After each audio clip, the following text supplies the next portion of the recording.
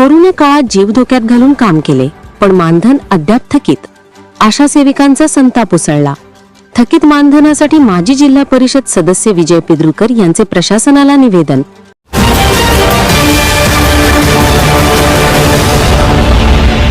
यवतमाळ जिल्ह्याच्या वणी तालुक्यातील आशा सेविका आणि गटप्रवर्तक यांचे कोरोना काळातील तब्बल 25 महिन्यांचे मानधन आजही थकीत आहे.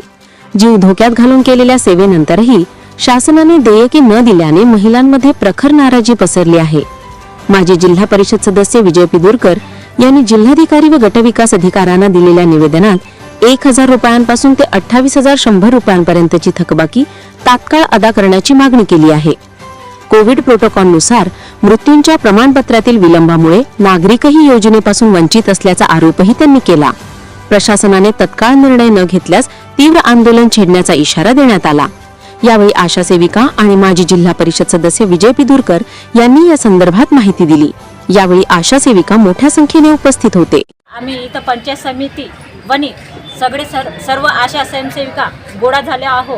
कारण की कोरोना काळात आम्ही जे काम केलं आहो 2019 पासून तर 2023 पर्यंत आम्ही कोरोनाचे काम करत आलो. पण या कोरोना काळामध्ये आम्हाला ग्रामपंचायतमधून फक्त 1000 रुपये मोबदला मानधन अदा करण्यात आला आहे. पण त्याच्यानंतर आम्हाला एकही रुपया ग्रामपंचायतमधून मिळाला नाही आहे. पण आज आम्ही सर्व आशा वर्कर इथं जमा झालो, कारण की आमचं निवेदन इथं निघून आहे. सीओच्या ऑफिसमधून निवेदन आलेलं आहे का कोरोना काळामधले दोन वर्षाचे जे मानधन आहे ते आशांना देण्यात यावे. प्रतिमाहा 1000 रुपये असे करून 2 वर्षाचे 24,000 रुपये आशांना मानधन देण्यात यावे. याकरिता आम्ही सर्व आशा वर्कर इथं जमा झाला आहो. पण कोरोना काळामध्ये आम्ही जे काम करत आलो आहो, कारण की अहोरात्र काम करूनही आम्हाला शासनाने काही दखल दिली नाही. केव्हाही आम्हाला त्याचा हे केलं नाही. कारण की आम्ही आमचे मुलं आमचा नवरा यांची पर्वा न करता त्यांचे थर्मामीटर ऑक्सिमीटर आणि त्यांचं टेम्परेचर आणि जेव्हा क्वारंटाईनमध्ये म्हणजे गावामध्ये जेव्हा लोक येतात तर त्यांच्या घरी जाऊन आम्ही त्यांचं ऑक्सिमीटर आणि टेम्परेचर घेऊन स्वतः आशा वर्कर त्यांच्या घरी जाय. कोणी एनएम नाही आहे, कोणची आशा म्हणजे कोणचे कर्मचारी नाही आहे. पण सर्वात प्रथम आशा त्यांच्या घरोघरी जाऊन त्यांचं म्हणजे सेवा करायची. पण तरी पण आशांना गावातली लोक त्यांना वाईट शब्दानं बोले का तुम्ही आम्हाला कुठे नेता, तुम्ही आम्हाला क्वारंटाईन करता, कोण्या याच्यामध्ये नेऊन टाकता. पण त्या काळी आम्हाला आशांना 2 शब्द त्यांचे ऐकावं लागे आणि आम्ही त्यांचं न ऐकता आम्ही आमच्या कामाशी प्रामाणिकपणे राहिलो. आम्हाला शासनाची अशीच विनंती आहे का आमचे हे 2 वर्षाचे जे पैसे सँक्शन झाले आहे हे पैसे आम्हाला देण्यात यावे, हीच आमची मागणी आहे. तर त्या दिवशी आम्ही 6 तारखेला इथं सर्व वणीला सर्व आशा जमा झाले आहो. तर त्यावेळेला आम्हाला विजूभाऊ पिद्रुकर यांनी भेटले. तुम्ही आशा इथं सगळेजण कशाला जमा झाले? नाही भाऊ, आमचे असं काम आहे, कारण की 2 वर्षांचे पैसे येऊन आहे पण यांनी काही आम्हाला दिले नाही आहे आणि यांनी काही याची काही दखल घेतली नाही आहे. तर असं सविस्तर आम्ही विजूभाऊ यांना सांगितलं. मग विजूभाऊ म्हणे नाही, हे तर तुम्हाला द्यास लागेल, कारण की तुम्हीच काम केलं आहे. कारण कोरोना काळामध्ये त्यांच्या घरी जाऊन सेवा तुम्ही दिली आहे, दुसरं कोणी दिलं नाही आहे. तर हो भाऊ, मला आम्ही दिलं आहात. मग विजूभाऊने आम्हाला प्रतिसाद दिलं, सहकार्य दिलं. आज आम्ही निवेदन देण्यासाठी व्हिडिओ सरांकडे आलो आहोत. पण सर आज आम्हाला मिळाले नाही आहे. पण भाऊंची अशी हे आहे का आज आम्ही तुम्हाला हे पैसे मिळवून देऊ आणि याचा पाठपुरावा करू.